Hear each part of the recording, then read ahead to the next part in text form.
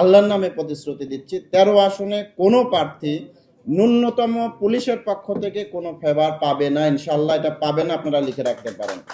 এই জোনের হচ্ছে যে সংসদীয় আসন 13, এর মূলত পুরোটাই আমার জোন কেন্দ্রিক, অর্থাৎ ঢাকা সংসদীয় 13 আসনের পুলিশের পক্ষ থেকে মূল দায়িত্বে থাকবো আমি। এবং এটা আমাদের জন্য একটা চ্যালেঞ্জিং বিষয় এবং একই সাথে আমাদের জন্য একটা দায়, বড় দায় পরিশোধের বিষয় বলে আমরা মনে করি। আমরা যদি বলি, দেখেন যে 1971 সালের মহান মুক্তিযুদ্ধ হয়েছিল কিন্তু ভোটের অধিকার না দেওয়ার কারণে। একই সাথে 2024-এর যে গণ অভ্যুত্থান হয়েছে, সেটাও হয়েছে মূলত এই দীর্ঘ সময় ধরে ভোটের অধিকার মানুষ ফিরিয়ে পাওয়া নেওয়ার জন্য। এই জায়গাতে সবচেয়ে বেশি সমালোচিত হয়েছিলাম আমরা, মানে আমাদের এই পোশাক আইন শৃঙ্খলা বাহিনী। তো সেইখান থেকে আমরা মনে করি এটা আমাদের জন্য বড় একটা দায় যে আমরা জনগণের ক্ষমতা জনগণের কাছে ফিরিয়ে দিতে চাই।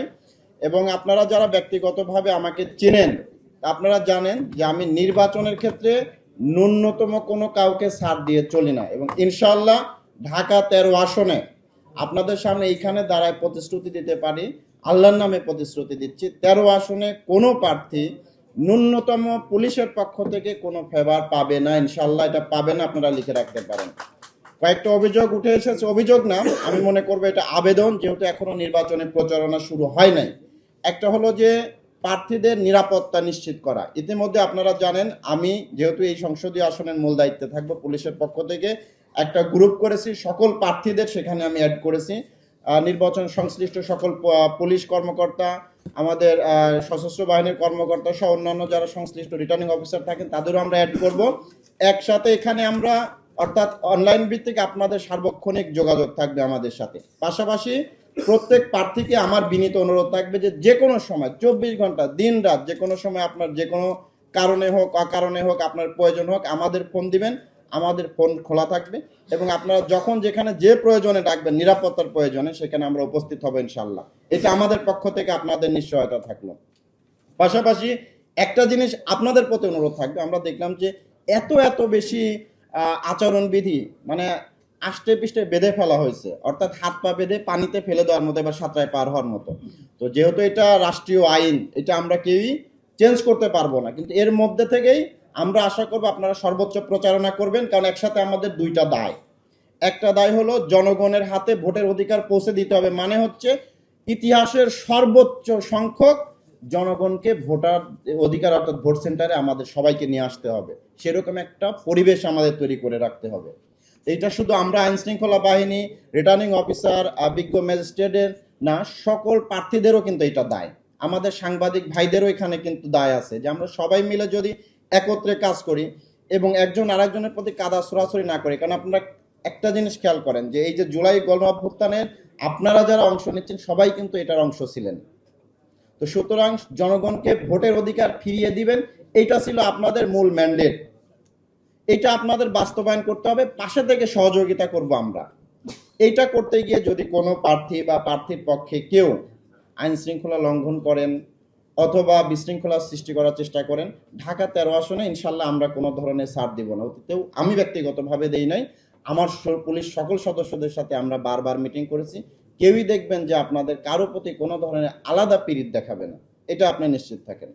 ইতিমধ্যে আমরা প্রত্যেক প্রার্থীদের সাথে, আমাদের যে সকল প্রার্থী আছেন তাদের সাথে আমরা বারবার ফোনে কথা বলেছি, দেখা করেছি, ইভেন আমাদের অফিসটা উন্মুক্ত করে দিছে। আপনারা যারা আমাদের 13 আসনের প্রার্থী আছেন যে আপনারা আসেন, আমরাও যাচ্ছি, মানে প্রত্যেক প্রার্থীদের সাথে কিন্তু আমাদের সার্বক্ষণিক যোগাযোগ আছে। এইটা একটা জিনিস অন্তত প্রমাণ করে যে আপনাদের সবার প্রতি আমাদের আইনের চোখে সবাইকে আমরা সমানভাবে দেখতেছি।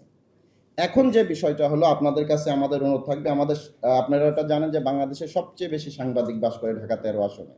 সুতরাং আমাদের যদি কোনো ভুল ত্রুটি হয় তাহলে কিন্তু তারাও কোনো ছাড় দিবে না। এই জিনিসটা আমরাও মাথায় রেখে নিয়ে আমরা কাজ করতেছি। আর আপনাদের প্রতি অনুরোধ থাকবে, যেমন আমরা দু একটা ইনসিডেন্ট জানি যেটা একটু আপনাদের সামনে বলে দিয়ে আমরা আবারও বসবো। যেমন হচ্ছে যে আমরা দেখেছি কিছু চিহ্নিত সন্ত্রাসী ইতিমধ্যে বের হওয়ার চেষ্টা করেছে। তো প্রার্থীদের প্রতি আমাদের বিনীত অনুরোধ থাকবে, যদি আপনাদের সম্মুখ থেকে এরকম সন্ত্রাসী বা কিশোর গ্যাংদের ধরে নিয়ে আসে তাহলে কিন্তু আপনাদের মান সম্মান নষ্ট হবে। বা আপনাদের প্রচারণায় যেটা নির্বাচনী আচরণবিধি লঙ্ঘন করে এমন কিছু ঘটনা যদি ঘটে আপনাদের সামনে থেকে, সেটা আমরা ধরে নিয়ে আসি বা আমরা বাধা দেই বা আপনাদের প্রতিহত করি, এতে কিন্তু আপনাদের ভোটও কমবে, আপনারা বিব্রতও হবেন। আমরা চাই না কোনো প্রার্থীকে বিব্রত করতে, আমরা চাই সবাই সকল প্রার্থীকে সমান সম্মান দিয়ে এবং সবাইকে নিয়ে একটা সুন্দর ভোট জাতিকে উপহার দিতে।